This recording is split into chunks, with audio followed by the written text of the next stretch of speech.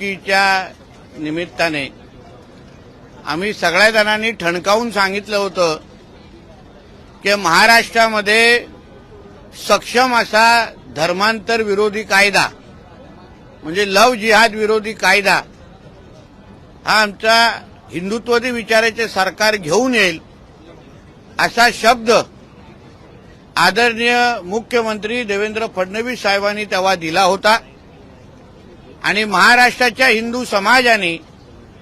विश्वास ठेवून आपल्या हक्काचं हिंदुत्ववादी विचाराचं सरकार महाराष्ट्रामध्ये निवडलं आणि आज मला मनापासून समाधान वाटतंय की आज महाराष्ट्रामध्ये एक सक्षम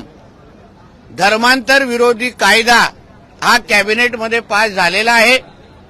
धर्म स्वातंत्र्य अधिनियम 2026 या अंतर्गत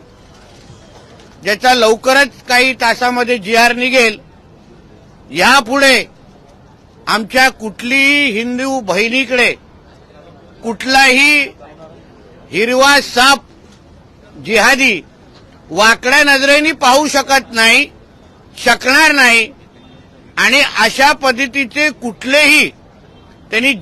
लव जिहाद सारखा प्रकार करण्याचा प्रयत्न केला तर आता महाराष्ट्रामध्ये अतिशय सक्षम असा धर्म स्वतंत्र कायदा अधिनियम 2026 म्हणून आता कायदा लागू झालेला आहे। यासाठी मी आमचे आदरणीय हिंदुत्ववादी विचाराचे मुख्यमंत्री देवेंद्र फडणवीस साहेब, दोन्ही उपमुख्यमंत्री आणि पूर्ण कॅबिनेटचा मी मनापासून आभार मानतो।